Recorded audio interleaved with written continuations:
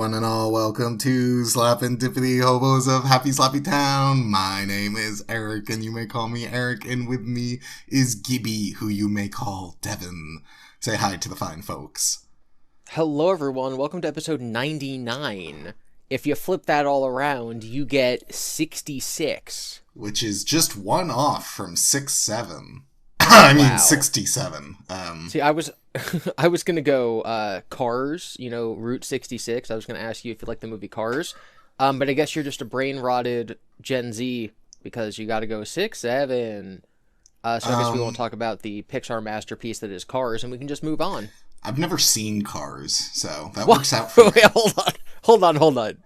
Like, really? Yeah, really. That's insane. I was Cars. in, high school or almost... It came out in 2006!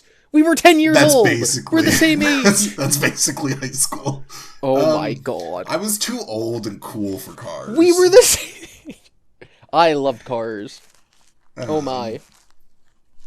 Yeah, I don't know. I just didn't catch it. I shrug. But also 6-7 means nothing, so it's fine. It's just nothing, the funny numbers. which is also my opinion of you, now that I've learned you haven't seen Cars. Oh. Anyway, Well, good movie. You know what else is a movie? Iron Lungs. Iron Lung, a movie that we saw very recently, and by very recently I mean a month and a half ago when the previous episode came out. Listen, things happen. Hors d'oeuvres need to be shoved into mouths. Bodies need to be bodied. Movies need to be watched. Movies need to age like fine wine to be appreciated, which is why we've waited a month and a half to talk about Iron Lung. What did you think of them? Did you enjoy the movie? It was alright. Yeah. I got canceled on Twitter for tweeting out something to the effect of, Scott Cawthon should thank Markiplier for making a movie worse than FNAF 2. I've since come around a little bit on Iron Lung. I think that all of my criticisms from the night that we saw the movie are still valid. In that it was incredibly confusing. A lot of things weren't explained, and I don't mean in a good way. I mean in a bad way. A lot of things weren't explained. And it was too long. I know that going, it's too long, the pacing is bad, is, on its own, not a very helpful criticism. But this is a movie with one set, with basically one actor, with one, topic, which is we're in the ocean. A blood ocean. They don't use the claustrophobic feeling of the submarine or the oppressive nature of what's outside the door, the window, to any great effect to create tension until the end of the movie. And so it felt like a slow burn, which is fine, but the slow burn lasted too long. If a movie has a slow burn, right, it means it takes a while to get going to be interesting. This movie's slow burn was the first 3/4 of the movie, and then it got good at the end. Yeah. And so I really think 20 to 30 minutes of the movie could have been cut out, and it would have been much more, you could have persisted the anxiety and the tension of being trapped in the submarine the entire movie if the entire movie was long. Instead, it just kind of felt like, oh, we're still doing this? It's like if you're on a ride, right? What's fun about rides? It's when you go up, and then you come down, and you go, wee! Or on a spinny ride, and you're spinning, and you're going, wee, I love spinning. Now imagine you're on a spinny ride, and it lasts for 2 hours, and you're like, wow, the novelty of going, wee, because you're spinning is kind of worn off, and I'm kind of waiting for, something else to happen, but then nothing else ever happens. Well, I say, wow, I love that ride, but that ride should have been less than 2 hours. Well, it's hard to make movies. But I agree. I think, because I thought it was fine. I don't know if I would agree that it's worse than FNAF 2. I no longer think that. But maybe, I don't know. I remember my big thing after first watching it was he, in the first act, way overacted. Mm-hmm. Or that's how it came off to me, of just I don't know. Maybe it was just a comfortability thing, and that just more as, he produced and made the movie, he got more comfortable with it or something. Who knows? We may never know. And I don't keep up with Markiplier, so I don't think I will ever know. But it was just kind of very stiff. And as the movie progressed, it was like, the line deliveries came a bit better, and stuff like that. But I think it was, excuse me. In the same way, like, it's a slow burn and we gotta build tension and setup and all this stuff. And that's why we're just filming condensation or blood trickling down the walls for 5 minutes. And it's just like, okay. And what are we gonna do with it? Oh, nothing. We're not gonna do anything with that. It's just a cool shot or something. Okay.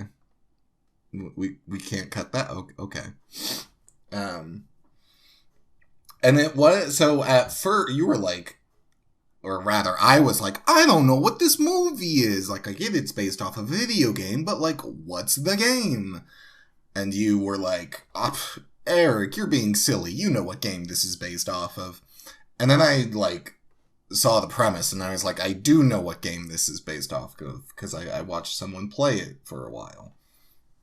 And, then I was like, wait, what do you mean there's a war happening, and there's, factions, and I guess this is Markiplier's OC, or whatever. Oh, okay. It felt like there was a lot to flesh out the story that I would argue didn't need to exist. Like, the most interesting stuff is the end of the movie where he's, confronting... Spoilers for Iron Lung, oh my goodness. He's confronting, the aliens / gods, ? And, having a discussion / argument with another character. And the conflict between the two is, more interesting than watching a guy sit in a small space for 2 hours just pulling his hair and stressing.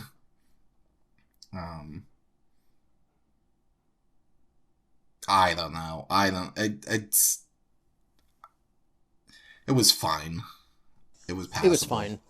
It's also rough to be the director and the lead actor, because then you're like, okay, well, do I cut this because I think it looks bad, but do I think it looks bad because I'm just the main actor and I don't like how it looks because me, or because it actually looks bad or good, right? Vice versa. I think it'd be very easy to get in your own head with stuff like that. I agree. You kind of mentioned that I didn't know anything about the game going in, which is true. And so I found quite a lot of it to be incomprehensible. And I thought, my knowledge of the game is that there's very little lore. And so I kind of knew about the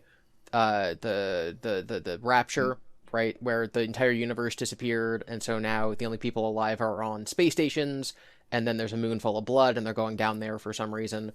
And I'm like, ooh, I bet that, the ocean of blood is the blood of everyone who was raptured, because they were all, blended up and put in the ocean. And whether or not that's, what happened, it's not discussed in the movie. So that kind of ambiguity I'm totally cool with. Mm-hmm. What caused it? Where's the blood come from? What's the weird fish guy? That I'm all cool with. Yeah. But even, sort of not knowing the nature of the crime that Markiplier's character committed that got him in the submarine is, I think, is a fine setup for this kind of story. But there was so much stuff that was incoherent. At one point, he finds a little letter in the sub from someone else who was on his space station. And you said earlier, yeah, there's a war or something going on. So, I didn't get that. There are these flashbacks to, they were blowing up a space station, and Markiplier was from a space station, and there were, trees. And I'm like, oh, Markiplier's in jail because he blew up. He lived on a space station, and then he and some other people blew it up, and he's blamed for it, but he's not the one who pushed the button, but he's still being blamed for it.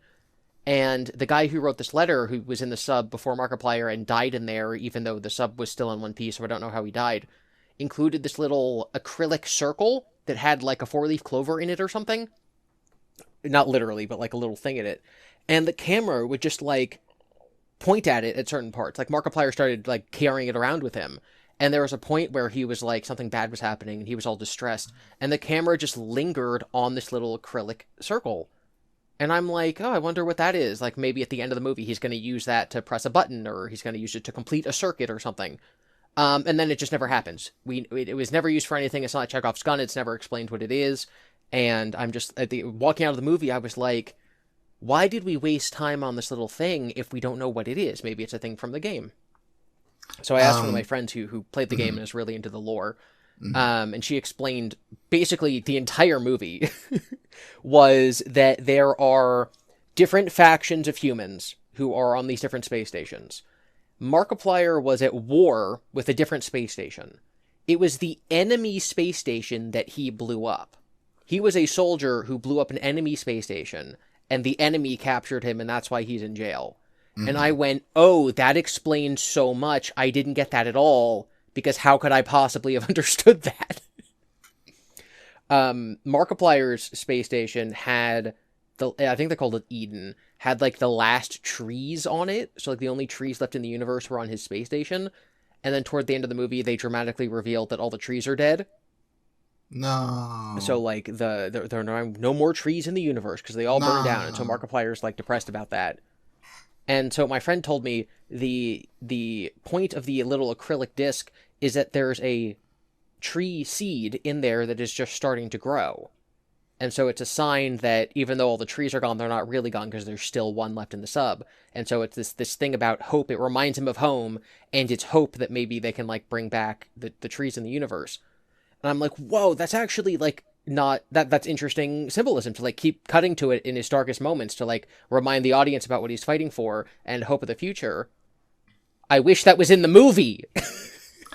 Yeah, so I got like half of that. I was like, oh, none of that. This is like he finds an acrylic like plant life suspended in it, and he's like, I don't know, it reminds him of home or something. So when it cut to it, I'd be like, oh, he's feeling down, but he's looking at this little memento, and it's giving him courage or hope or whatever. It's an interesting choice to then be like, well, time to doom this seed by fighting God or something, because well, then the seed won't make it out. I guess it could make it out. Who knows? It's an acrylic or whatever. Yeah, I think some of it depended. Like, I got that he was a prisoner, but I thought he was actually... I don't know exactly what I thought. I thought he was being, like, imprisoned by his own people. Yes. And they were like, you fucked say. with another faction, so we, like, you know, we're using you as an example, because you're, like, a, essentially, gang within our space station. So, like, we need to cut down on the gang wars or whatever. It really felt like he... You know, the way that he interacted with the three people that he was working under, right? The people who called him convict. It felt like he was living in a bad system, and he did something that he thought was the right thing to do, but a bunch of people died, and he was then imprisoned, and so now he's sitting there living with his guilt, and he knows that it's justified that he's in prison, and the prison guards are still his people, and they're just punishing him the way that the law dictates, and so that's how he speaks to them, right? There's a certain amount of respect and, like, not wanting to harm them that comes with the way that he's treating his prison guards. To find out that they're enemy soldiers, these are the army he was fighting against. He's a POW. He's a prisoner of war. Yeah. These are the enemy soldiers who have captured him. And he just doesn't treat them that way. And so I would never have expected or suspected that was the relationship between them, or that's why he was in jail. Because regardless of the movie not telling us that that's what happened, he doesn't behave like that's what happened.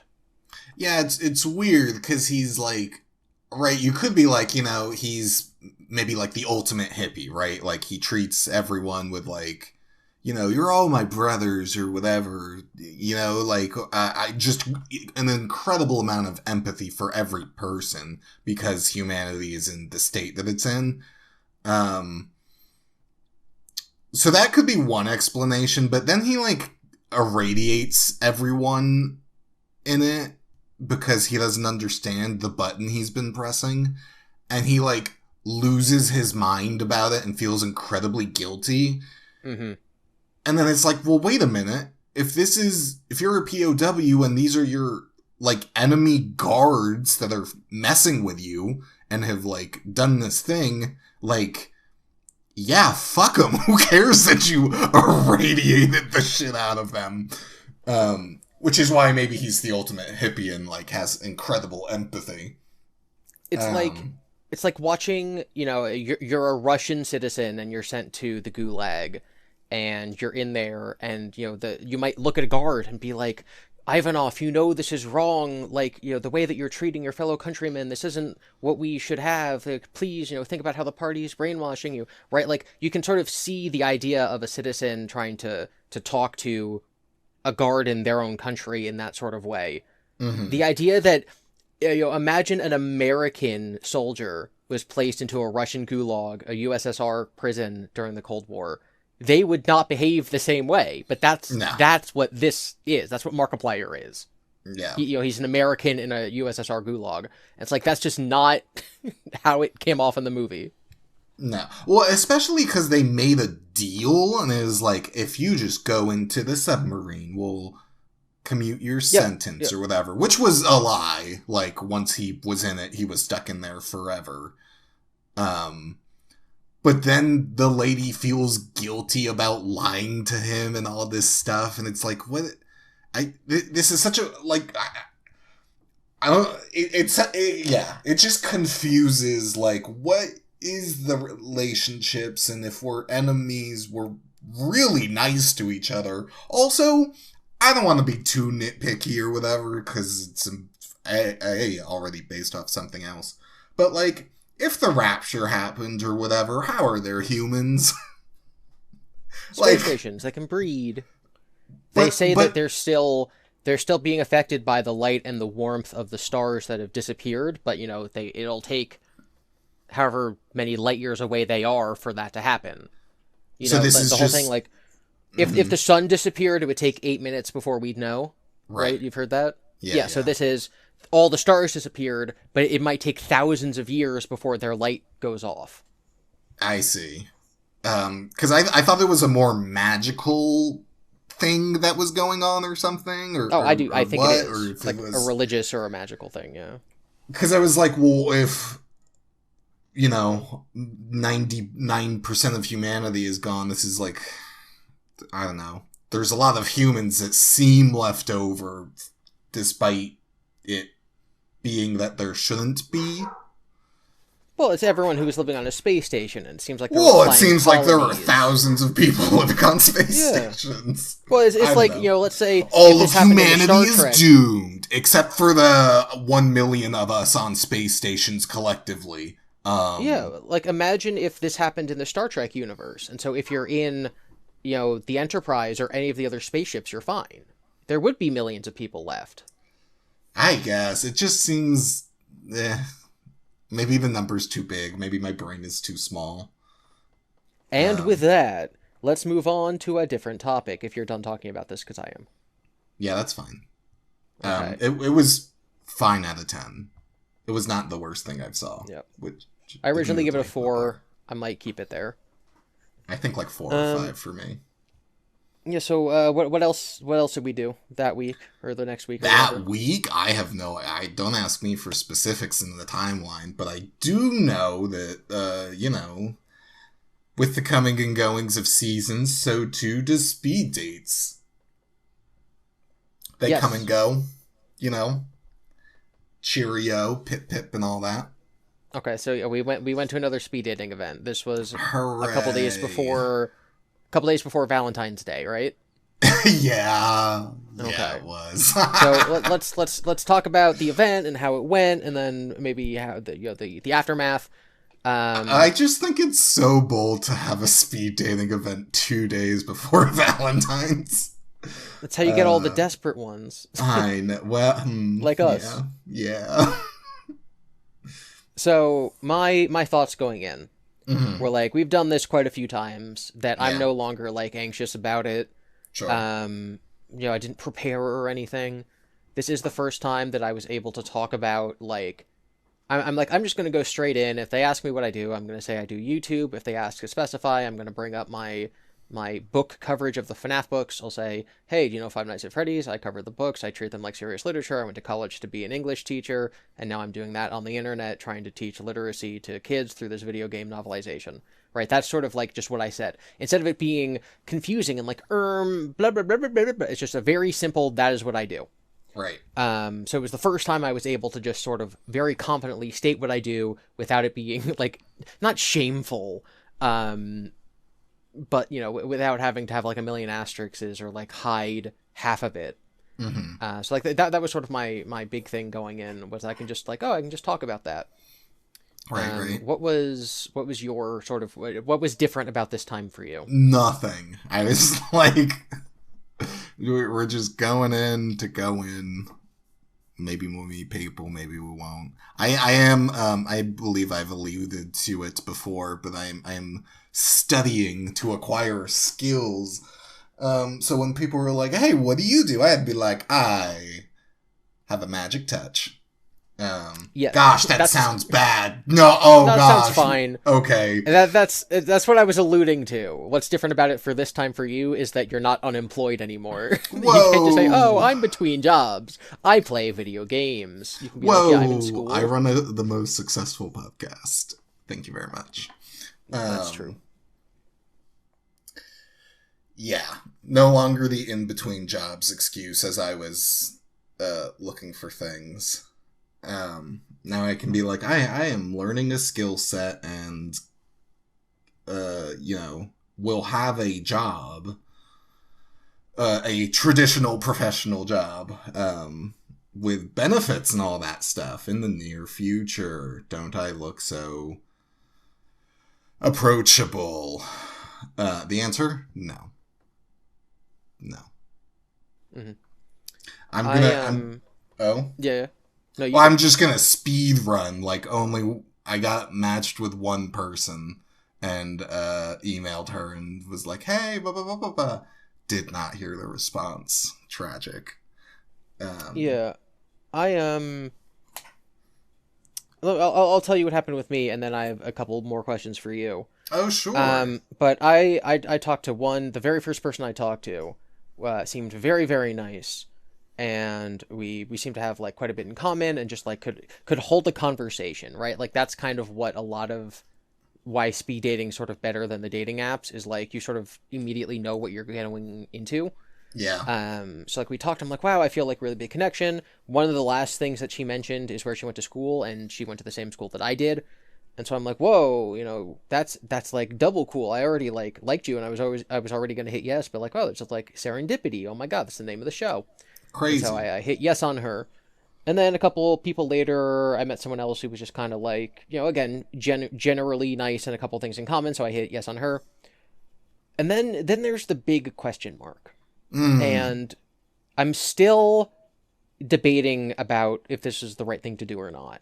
I am at the moment saying that what I ended up doing was incorrect, but I don't know if at the time I sort of knew that. So keep in mind, I've already said yes to two people who I feel like I'm really, really, really good at matching with. Like, I already really, really like these two.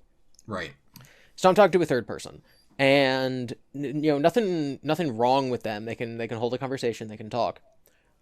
But before sort of I could say anything, she started telling me, like, about herself, and she basically said, like, I'm like, oh, what do you do for fun? What are your hobbies? And she was like, well, I love going to the movies. I go to the movies like every week and see every movie that comes out. And when I'm at home, when I'm not reading, I'm building Lego sets. And usually I build the really, really big, complicated ones, so those can take me a couple days. Mm-hmm. Yeah. Yeah. Now, on paper, and me and you kind of had this conversation afterwards. On paper, that's just the perfect response. Because what do I Mm-hmm.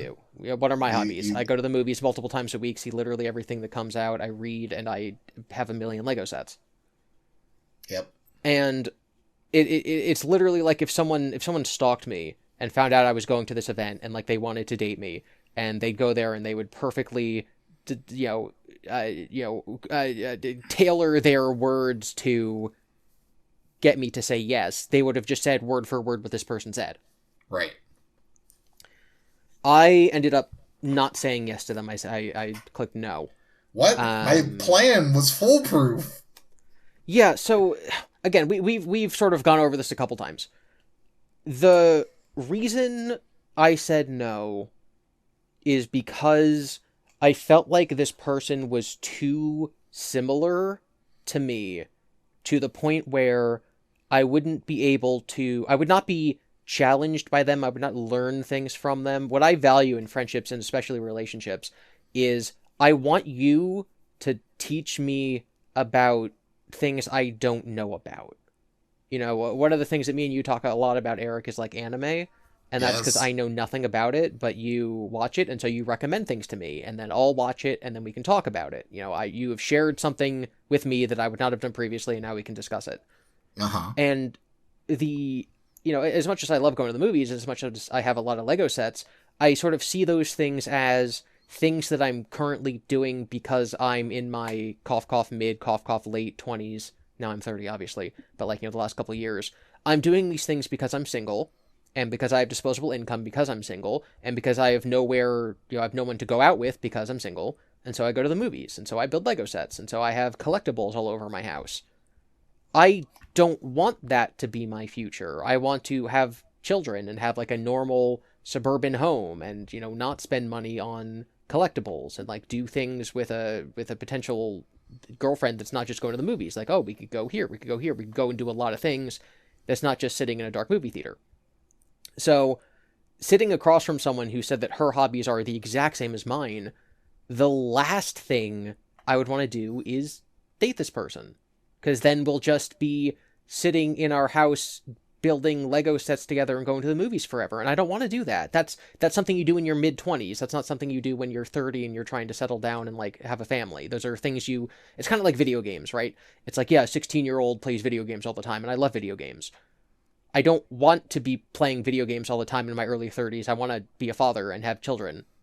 And so, Mm. the idea of dating this person, I just feel like we wouldn't challenge each other, we wouldn't teach each other new things, and we would just be stuck in the same habits and hobbies that we currently have. And so I very confidently said no at the time and didn't match. Before I continue with sort of what happened next, I want to hear your thoughts on the logic I just used. Okay. I don't. I understand it.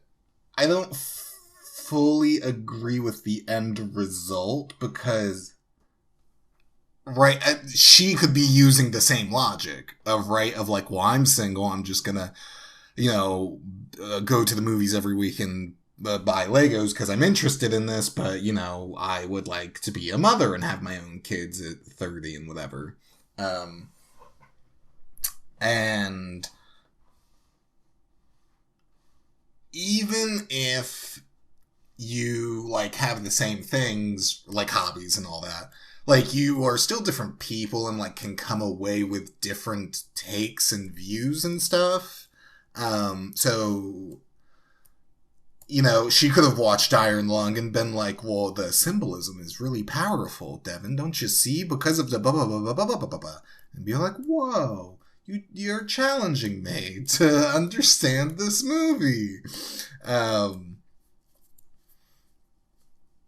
And one of the, like, Legos and going to the movie every week is also like hobby type thing. Like, no one's doing that when they have kids, right? If she also wanted kids and, she has her own kids or you have your own kids, or in this hypothetical universe where you got together and had kids together, it wouldn't be like, okay, the baby's tucked down and it's, they're a month old, time to go to the movies. Like, no, your lives would change dramatically together. In addition, I think, right, because this is speed dating, right? I think there's no harm to say yes and, like, go on a real date or whatever and, like, just get to know her more.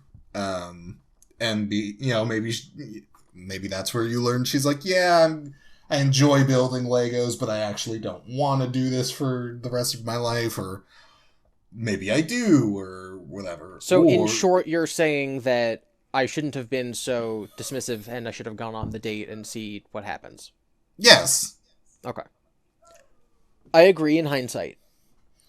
Now, a big factor in that is that I really didn't want to have to, like, go on 3 dates, especially since by matching, if I had matched with all 3 of them, this person would have been, like, my 3rd option, and that just really seems incredibly difficult for, like, who I am as a person to be like, I need to go on 3 first dates and then possibly reject minimum 2 of them, you know, like, it just seems, like, incredibly difficult and stressful and anxiety-full.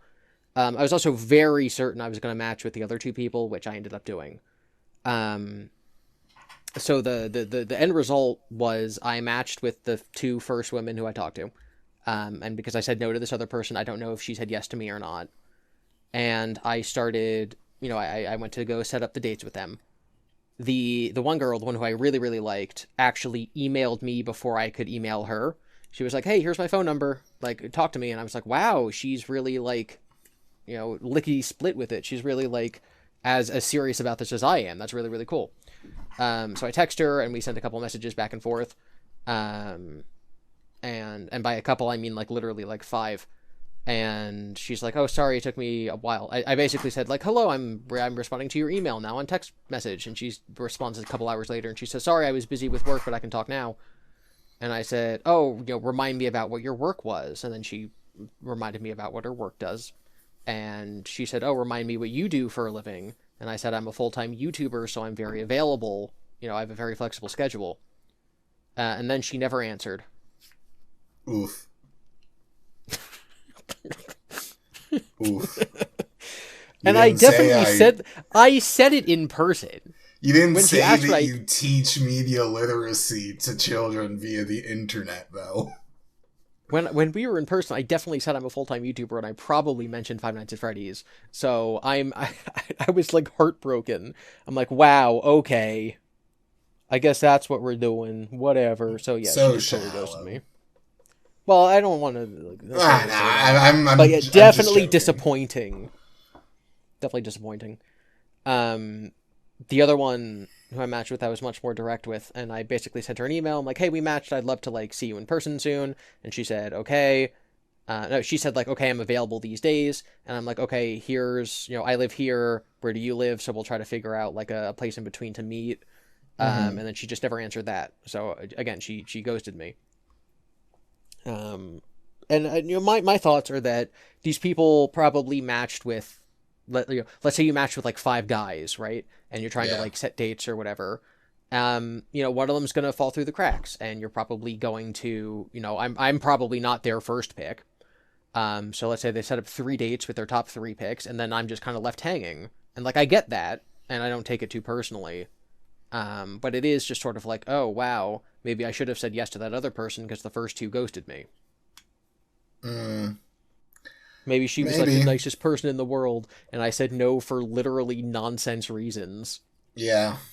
And so I definitely feel like I've learned from that situation, and it's just very, very disappointing.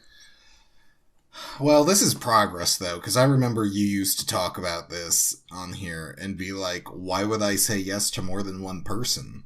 So, you know, the strides we've taken. All right. I have a similar thing to say. I don't know. I still use Hinge because, you know, that sigh is why. And this woman liked me on my profile, and Hinge is then like, well, do you want to match with this person?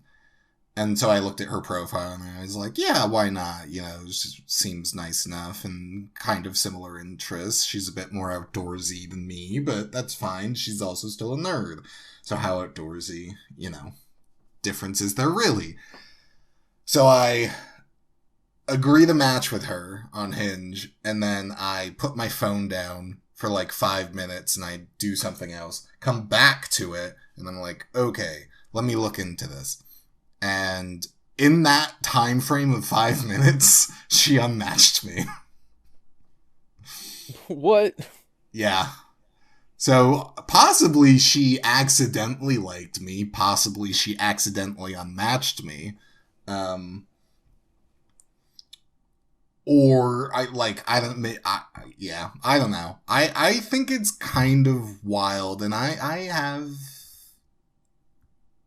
in my past ghosted people, and I have learned from it. But it's kind of crazy to just be like, I like you. Okay, would you like to talk? No. I wish I understood. I wish I could be a fly on the wall or be in a neutral room with a third party and just sit down and be like, so what happened? It makes me so curious because so many people do it. Yeah, I think it must be a convenience thing. You know, you're talking to so many people that you're going to end up ghosting someone. I guess, but then why like that many people? I guess you just do it because of your reason. Yeah. I don't know. Um, I'm I'm going to now tell the other story. Okay. I apologize. I'm so scared now. I don't know what Okay, this is. oh yes you do. I'm gonna have to tell this in as little detail as possible. Okay. Now, keep in mind how we started this discussion. We were saying that this was a couple days before Valentine's Day, right? Right. Okay. So I wake up Valentine's Day morning. This is in the Okay. middle of being, or sorry, this is like the second day of being ghosted by the one girl I really, really wanted to respond. So I wasn't like defeated yet. I wasn't like, oh, she ghosted me forever. It's more like, oh, she just hasn't answered in a couple hours. Sure, sure. So I wake up Valentine's Day to a text message. It's not from the girl. Okay. It's from someone else. Okay. Uh-huh. If our regular viewers might recall that the last time we went speed dating in September, I matched with someone and then I did not go into specifics about why like we didn't continue dating. And I'm still not going to, but again, it wasn't anything like serious, or it wasn't anything important. It was literally just like, oh, you know, blah blah blah blah blah. So that girl who I hadn't spoken to since September is the one who messaged me on Valentine's Day and was like, "Hey, how are you?" And this greatly confused me. I felt like I had Mandela affected myself into a different universe where I'm like, I was waiting for a text message from the girl who I met at speed dating yesterday. Instead, I've received a message from the girl I met at speed dating 5 months ago. This is like the wrong timeline. Like whoever's running the Truman Show of my life sent a message from the wrong fake number. And so now, you know, the timelines have crossed. Like this is incorrect. This is not how this is supposed to be going. The Truman Show director messed up. So I was very confused. And I responded with a hi, how are you? And then she didn't answer for like 6 hours. And so for all those 6 hours, I'm like, what is going on? Like, am I hallucinating? Maybe. My other thought process was, oh, it's Valentine's Day, so maybe she's reaching out because basically the end of our conversation last time was like, we don't want to like, or she didn't want to go on a first date. And I was like, well, if you ever change your mind, text me. And she was like, I will. So I'm like, maybe her cutoff date in her mind was Valentine's Day. If she was still single on Valentine's Day, she'd text me. But then she just seemed very uninterested in responding or in like talking about going on a date. She was just kind of doing like, oh, how have you been? What's going on with you? And I'm like, why did this person message me? So I was in my head and I was talking to you, Eric. I was talking to a couple of my female friends. I was talking to my mother, I was talking to my brother, trying to figure out like, what is her angle? What's going on here? Like, why do you message me out of the blue? It could be anything, but at the same time, it really feels like a desperation move And so I don't know if I like that, and I don't know how to respond. So eventually, I'm just like, maybe she's waiting for me to make a move, even though, as far as I'm concerned, it's her turn to make a move, right? She rejected me a couple months ago. So if she wants to, try again, then, it's on to her to ask. But I decided to just go for it. And I was like, hey, if you're still interested, I would still love to go on a first date with you. I've been going to those speed dating events, but still haven't met anyone. So, I'm still interested in trying this out. And then the whole real story comes out. So she said, yeah, I thought that was you yesterday at the speed dating event. And I went, what? And she said, yeah, I was there too. And I went, oh my God, I'm so stupid. I didn't see you, or I didn't notice you were there. What the heck? And she was like, yeah, they didn't have us talk to each other because we'd already matched before. And so the system just doesn't match people who've already been on a date. So it the reason that we didn't talk to each other at the tables face to face is because the system knew that we'd already matched. So that's why we didn't talk. But I was, surprised that you didn't come up and say anything to me. And I'm like, I promise I didn't know you were there. And she goes, oh, well, I talked to your friend, so I figured that even if you didn't see me, he would have told you. Now, in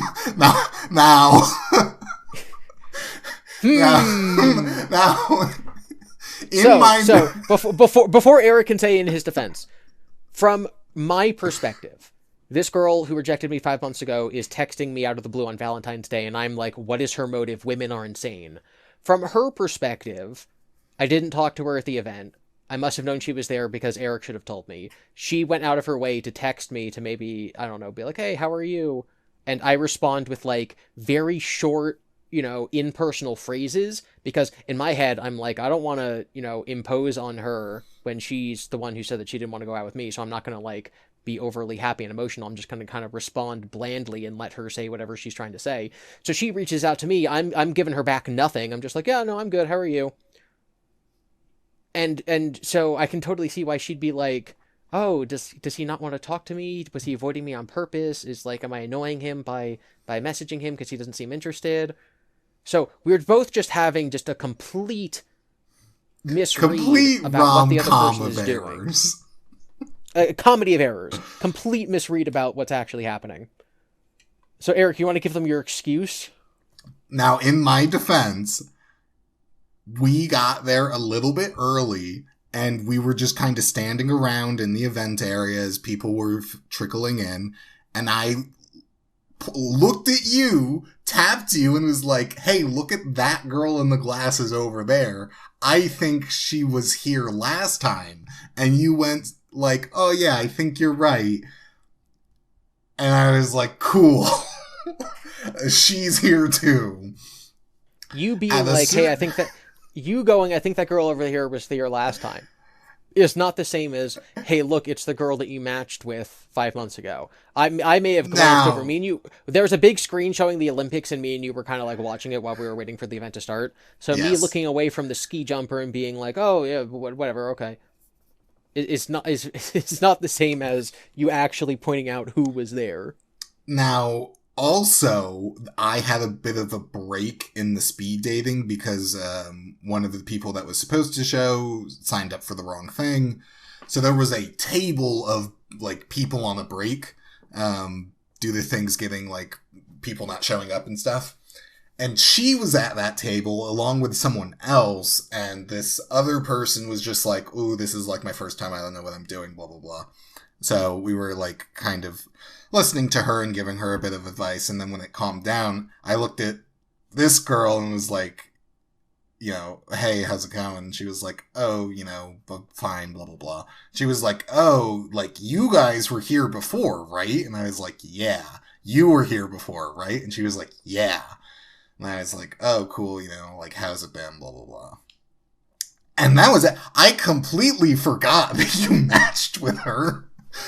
In my defense, 5 months or however long. I'm not remembering every single match. And she also didn't say anything of whoa, you should really reintroduce me to your friend over there. You know what I'm saying? Well, I don't think that was her that was her motivation. I think it was more No. just a friendly, like, oh, hey, how are you doing? Not a, I like, expected you your and your friend to friend. tell you I was there.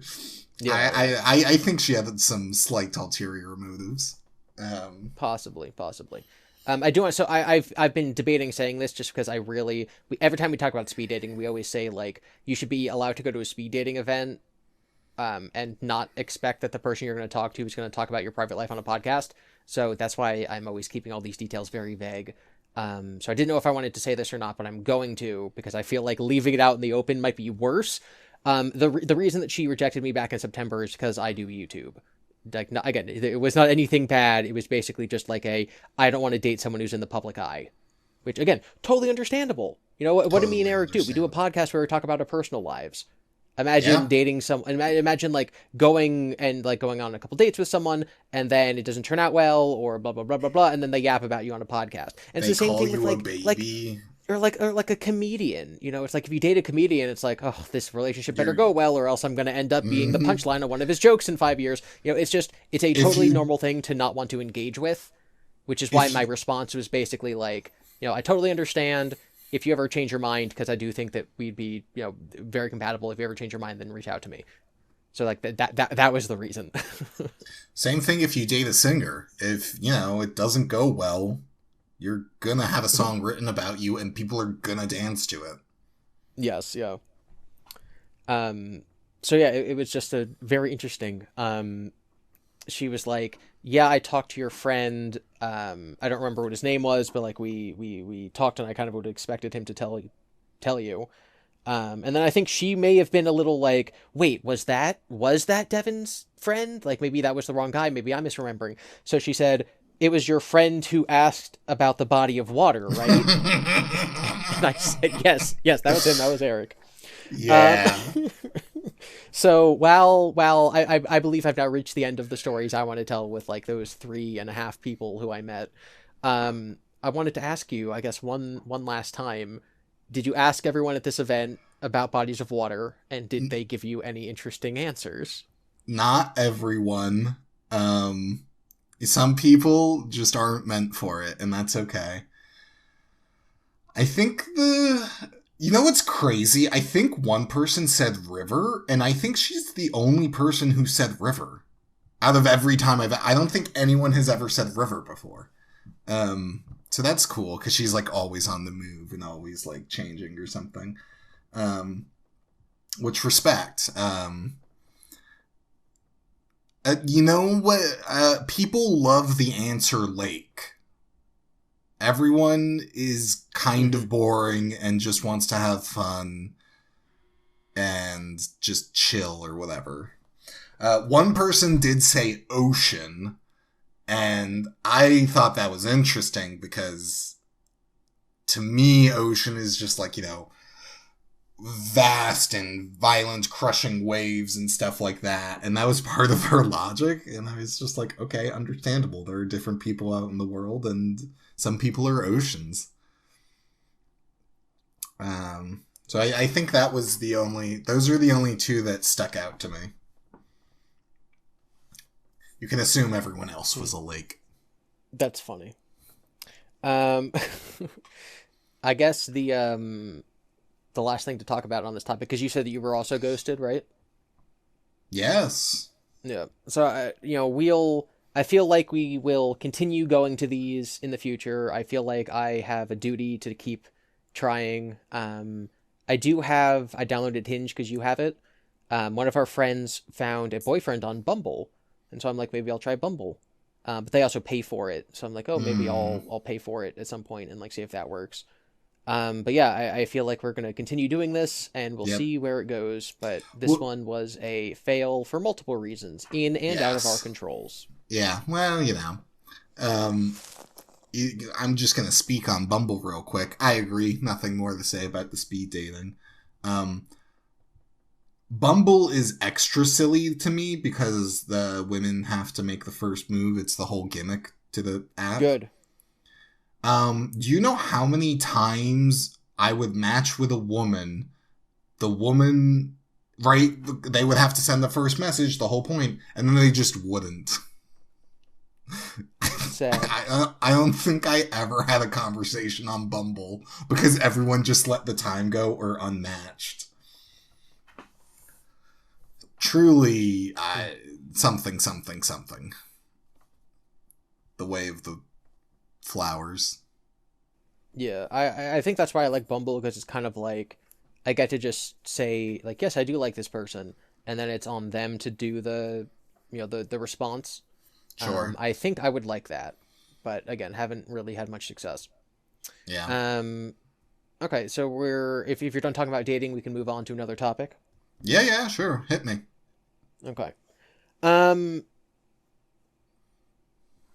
I don't know what what else has happened in the last What else has 2 happened? weeks. We've had 2 weeks or so liquid with time. It's been 2 weeks since Valentine's Day. Oh, that's what you mean. I see. Yeah. I thought you meant since the last episode. I was like, Devin, that's not. Oh no, That's no, it's so been much more. delusional. It's been much longer. Since Valentine's Day, I don't know. Nothing really. I've just been kind of doing my grind, quote unquote, if you will, with school stuff, and not really been up to anything crazy. I've done a few things off my bingo board. Ooh. Mostly just making food, because I want to get into the habit of that. Trying some new weight things as well with my friend and I, because we both have a wedding to go to later in the year, and we're like, we gotta get in we gotta lose weight for this wedding. And let me tell you, it sucks, and has not been going well, but it goes.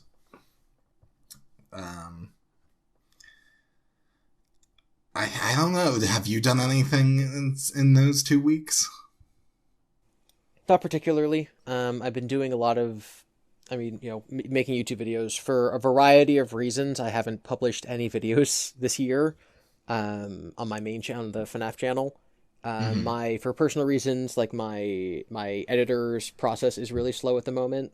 So the person who I'm like, oh, if this person edits, then I'll get my videos out faster. They're basically like, hey, I'm going to put these other priorities first. I was like, okay, that's totally fine. And then I'm writing a really, really long script, and so that's going to take me forever to make on my own. I just finished a video I have to get out for April Fool's Day, so I'm done with that a month early. That's great. So now I'm going to start working on like other things I can get out now. I'm waiting for my next video on Funny Guy 13, the Predator, and I need some other people to help with that because of just what the video's about. Other people are involved in creating it, and so I'm still waiting for them. So I've done my part, but it's not out yet because I'm waiting for other people. I decided I wanted to release a short every day in 2026, starting February 1st. So February was Freddy February, and so all 28 days of February, I had a new YouTube short out, and they were all facts about Freddy Fazbear. And I did that, and it was just soul-crushingly stupid. The writing was fine, and the voice recording was fine, but just editing it, I was like, I'm putting so much effort. It takes so long. The videos are like a minute long. I'm like, right. Oh, so if it usually takes me 3 minutes to edit 1 minute of my usual videos, then this will just take me 3 minutes per short. But it's not. It takes so long to edit them, and you get nothing out of it. And I'm like, these are so stupid. I don't feel fulfilled making them. Well, and so I was supposed to, in the month of March, continue and release a video every day. And it was going to be Mini Arena March, where every video is about a different mini arena, right? And it was going to be like, it's just a little silly thing. And I'm like, I really don't think I can do it, but at the same time, I didn't miss a single day in February, so maybe I'll just keep going until I actually burn out. So I sort of started the process of doing that. And then the final week of February, my dog got really, really sick. And we knew that it was going to, she was almost 15 years old, and so we knew that it was going to kind of be like the end. So I decided to step away from work completely and basically just spend her last 2 days like with her. And then she passed a couple days ago. And so now the days following that, so the last few days from today, from us recording this, I just haven't done any work. I've been spending time with my family. I went to the movies to unwind. I've just been like relaxing. I played Donkey Kong Country on the Super Nintendo to be like, I'm gonna go to my happy place. I'm gonna play Donkey Kong Country like I did when I was a kid. Yeah. And so I just haven't worked. So this last week where I was like, if I can crunch and I can rush, I can make these stupid YouTube shorts that hurt my soul to make. And then I didn't do that because my dog died. And I'm like, you know what? Too bad. You guys don't get to see Mini Rena March now. So I'm no longer making YouTube shorts. Probably for the best. Stupid anyway. They were stupid anyway. Yeah, soul-crushing work never goes well. Besides, you'd have to put in the Subway Surfer clips. That's what gets you. Yeah, because I gotta download Subway Surfers, record it, get it in the video, align it vertically. Ugh. Yeah, it sucks. I get you. But at least, at least Doggy's in a good place. One other topic I want to talk about. So, okay. One of the other things besides dating that we sort of talk about a lot is losing weight, whether dieting and exercising, etc. Sure.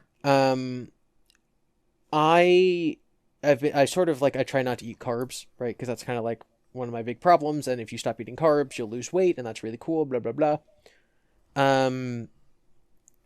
But this leads to me eating like a lot of dairy. Like I eat a lot of cheese. I eat a lot of Greek yogurt, etc. The trade-off, I guess, is that I was, again, not eating carbs, but eating a lot of like fatty foods, like high-fat foods. So I decided, a couple weeks ago, 2 weeks ago, that for Lent, I would give up cheese. So I will not be eating cheese for a little over a month. And I'm like, that's going to be really, really difficult, but maybe it'll be, fulfilling in a way if I lose weight, because I'm sort of taking this high-fat, high-sodium thing out of my diet. Okay. The end result of that is just that I'm eating a lot more carbs. Yeah. So my weight has not fluctuated whatsoever. Yeah. Yeah, because you already don't eat meat because of the vegetarian. Yeah. So, but I mean, hey, if maybe after Lent you'll have some kind of newfound balance. You'll be like, just a little carb and just a little fat. Some toast with your, I don't know, yogurt. That's a thing, right? Yogurt toast? Yogurt toast? Everyone, do not... I don't know how I could live without yogurt toast. Specifically whole grain bread. Yeah. I like it when you can spread it and sort of like the crust is hard enough from the toast that it's solid, but when you sort of spread it across the middle, it kind of dips down a little bit and it gets a little soggy because you're putting so much yogurt on it. That is the kind of yogurt toast that I like, but I'm sure you have some Eric's family secret recipe of the yogurt toast that they gave you when you were a kid and you were sick. But I know exactly how I like it. Is this for real? I couldn't tell for a minute. I was like, he's fucking with me. But what if he's not? Eric, the conceit of the show was to yes and each other. But for a second, I was gonna have this whole thing. I was gonna be like, listen, I'll eat plain yogurt toast and strawberry yogurt toast, but I know some people who do blueberry, and like I just can't. I think blueberry clashes too much with the whole grain toast, but strawberry is fine. That was my next rebuttal, but you broke character. You ruined it. I'm so sorry. Listen, I don't even eat yogurt anyway, so. Oh my god. What am I gonna do? Eat bad texture foods like yogurt and pudding and applesauce? Bad textures. That being incredible said, textures. Incredible textures. No, it's mush. It's bleh. Mashed potato gets a pass, but just barely. But also, you can just get over it. Is what I say to myself sometimes. I agree. Anyway. Anyway, On the topic of the conceit of the show. Hey, listeners, you might have noticed something. Maybe a gap of time in between the last episode and this episode. Your hosts just want to sit you down on the couch, and no one's in trouble. We just think it's best you hear this from the both of us. So I'll do it. Eric and I decided back in December that we would be ending the show with episode 100. And there's a couple reasons. One is that, as he's been saying, he's in school. You know, when we started the show, it was right after he had become intentionally unemployed. And it was to talk about our lives as single content creators and people in their late 20s dealing with, like, you know, culture and things like that. And we've been doing it for about 2 years. And, you know, again, this is episode 99, so we've been doing it for, 99 episodes. But as it's been going on, my sort of content creation has become a bigger part of my life. And Eric decided not to go the route of content creation. And he's now in school, so he's not unemployed anymore. And we just found it more and more difficult to keep up with the show week to week, which is why there hasn't been an episode in so long, because we've both been really, really busy. And so we decided to end it with episode 100.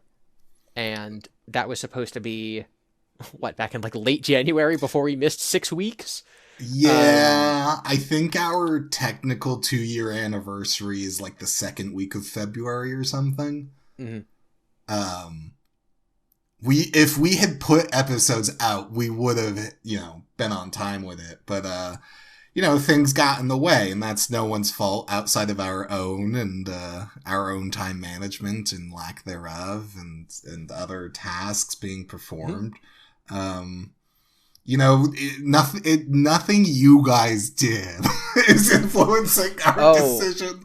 I disagree. If we had 1 million viewers, of course we'd still be going. This is entirely on the audience, entirely on them for not liking and subscribing. I blame the dragon who has moved digital, right? She went from hoarding our mail to hoarding likes and subscribes and comments, and maybe one day we'll take down the dragon. Maybe she's more complicated, who knows.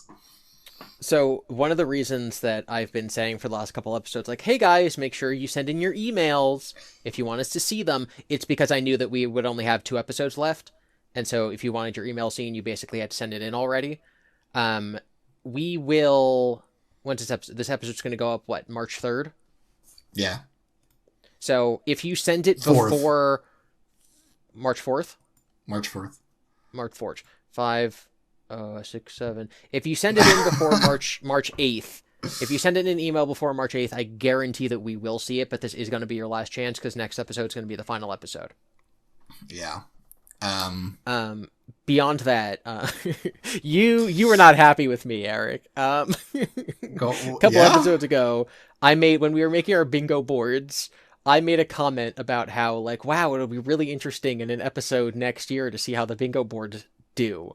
Yes. And we had already decided to end the show in 2 weeks. And so, right after we got off, you were like, why would you say that? So rude. The 4 people that watch this regularly are gonna get so much whiplash. We did discuss maybe we'll do an episode of every, or at least for the next new year, just to be like, hey, did we hit the bingo boards or not? I don't think we have any plans outside of that, though, and you'll have the past episodes to go back to. Yeah, it's really, it's kind of interesting looking back over this project. Obviously, Japan was a huge thing that happened in the middle there. Yeah. But a lot about our lives hasn't changed in the last 2 years. Believe it or not. I find it very interesting, right? I'm imagining myself as an outsider you know, if we do end up coming back next January for a single episode to talk about if we did our bingo cards, it's like imagine that like by next January 1,000 huge things in our life happened. It would be like we had 2 years of nothing where we monitored every single week what was happening in our lives, and then like 1 year, which to them would be a single episode, where a bunch of stuff changed. Like I think that would be an interesting thing to potentially have happen. Well, yeah, I mean, so that's I am already kind of looking forward to checking in and what will happen in that future. Yeah. But you know what they say, the future is what will happen next. What? Goodbye, everyone.